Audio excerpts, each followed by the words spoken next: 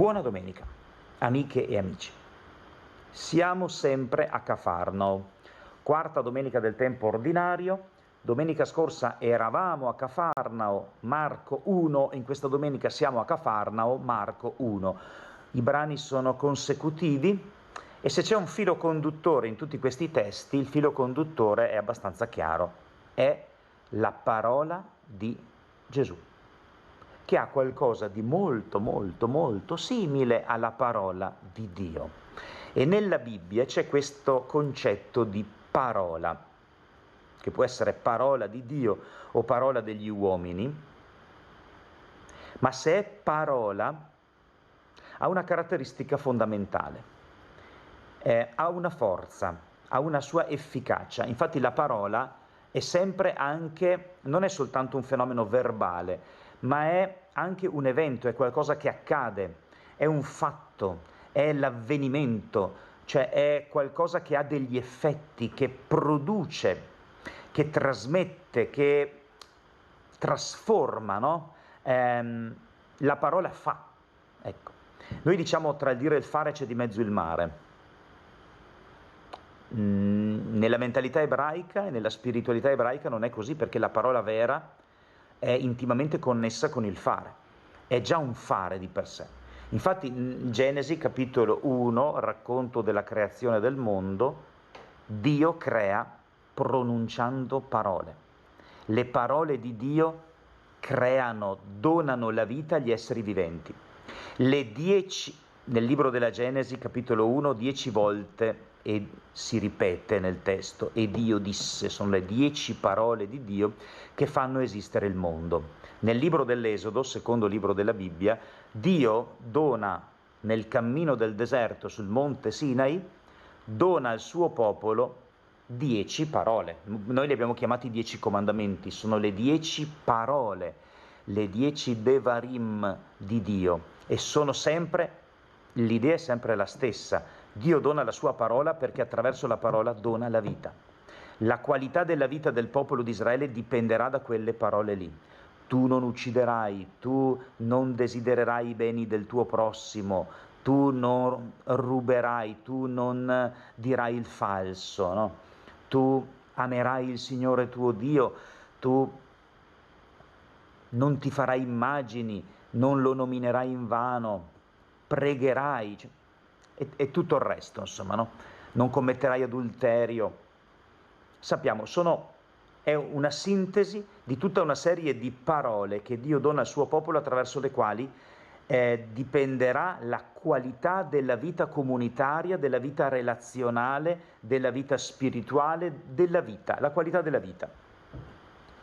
Gesù entra nel giorno di sabato nella sinagoga di Cafarnao e cosa fa? Insegnava. Cosa insegna? Insegnava, punto. Attenzione. Ed erano stupiti del suo insegnamento. Come mai? Cosa ha detto? Non lo sappiamo.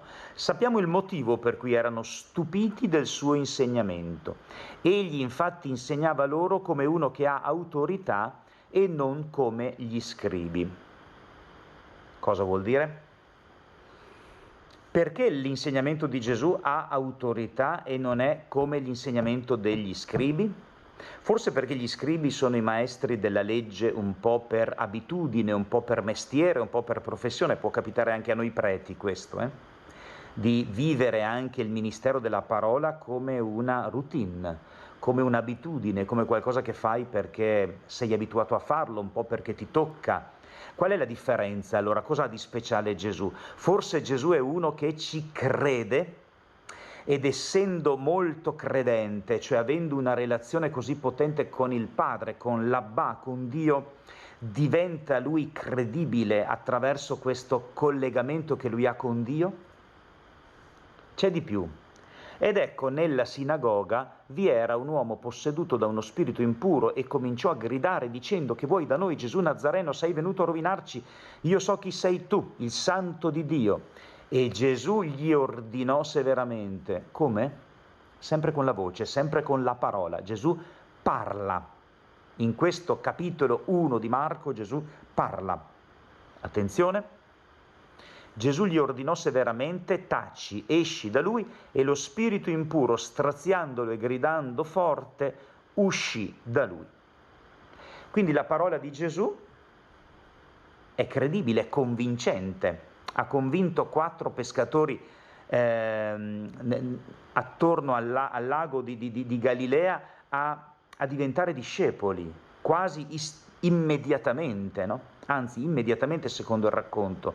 Ma cos'ha di convincente questa parola? Ma ha convinto anche coloro che stavano dentro alla sinagoga di Cafarnao, perché insegnava loro come uno che ha autorità.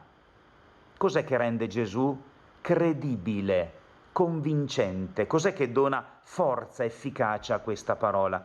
E cos'è che fa sì che la parola di Gesù abbia una forza di liberazione, come la parola con cui Dio ha liberato il suo popolo dalla schiavitù dell'Egitto, per portare questo popolo in una terra nuova con parole nuove che sono parole di giustizia, di pace, di fraternità e quindi di libertà.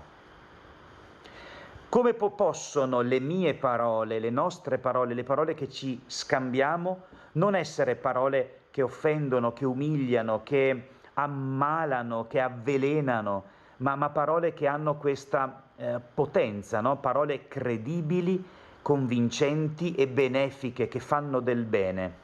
Com'è possibile? Forse anche noi abbiamo bisogno di essere radicati in quell'amore lì, nell'amore del Padre, nell'amore degli uomini. Parole radicate nell'amore fanno bene. Buona domenica.